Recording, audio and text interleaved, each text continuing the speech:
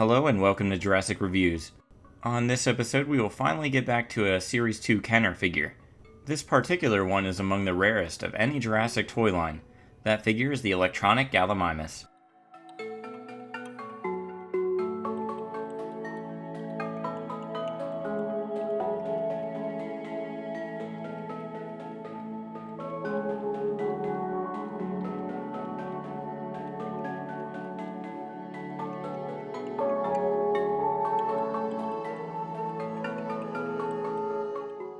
This figure was released in 1994 for $8.99 and included a collector's card and one tag piece.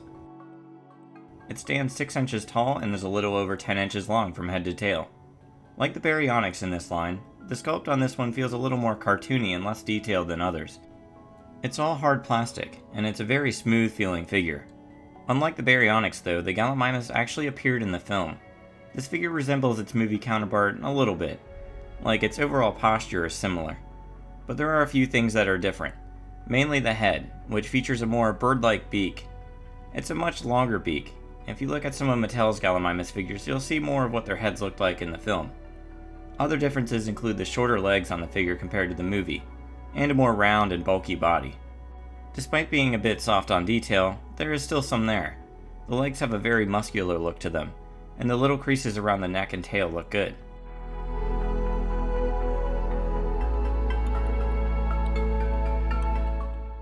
The head, while inaccurate to the film, also looks good, and is the most detailed part of the figure. Moving to the paint, it's somewhat like the film version, but not entirely. Its main color is a light brown color, but it also has some blue and red that was not present in the film version.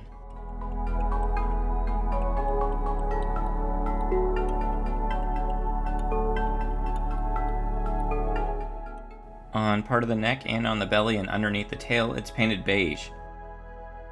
On the head, it has black pupils that give it a pretty angry look. And inside the mouth, it's painted pink. The fingernails and toenails are left unpainted on this figure. Its JP mark is on its leg. This one's number is 24. It's an okay paint job, nothing too crazy though.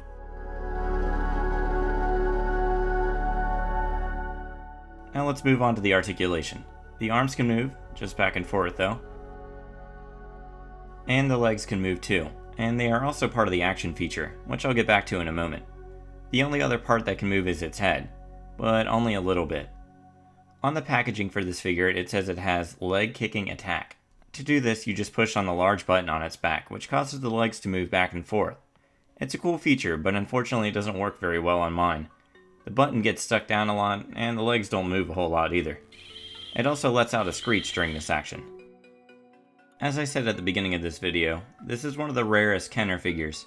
Loose, it can be had for $40 to $60, maybe more depending on how complete it is. For one still in its packaging though, prices can get a bit crazy. They normally go for over $400 nowadays, sometimes even in the $600 range. So if you want one unopened, be ready to spend quite a bit for it.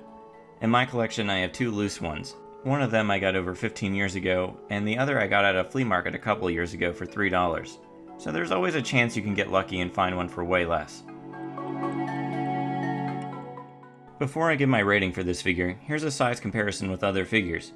Here it is with the Kenner 4-inch human and a Mattel 3 3/4 scale human.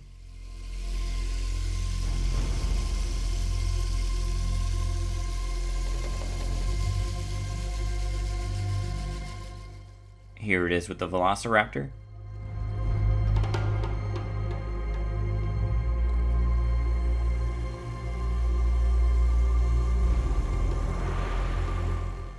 Here it is with the Baryonyx.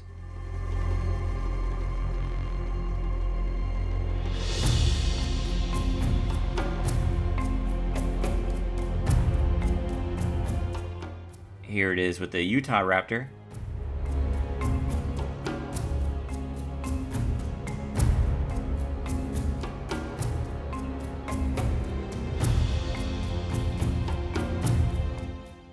And finally, here it is with the Tyrannosaurus Rex.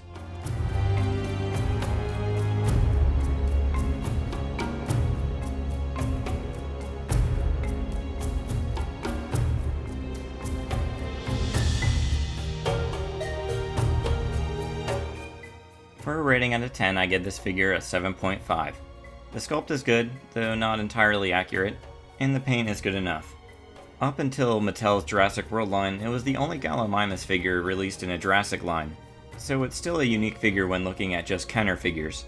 I do like this one, and it's sort of one of those hard to get figures that every Jurassic Park collector has to hunt down at some point.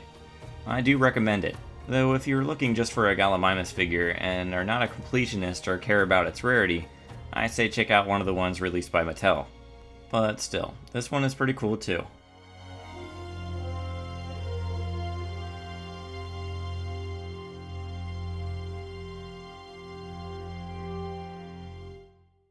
And that does it for the Series 2 Gallimimus. If you enjoyed this review, feel free to subscribe to this channel and follow along as I continue reviewing all of Kenner's Jurassic Park dinosaurs.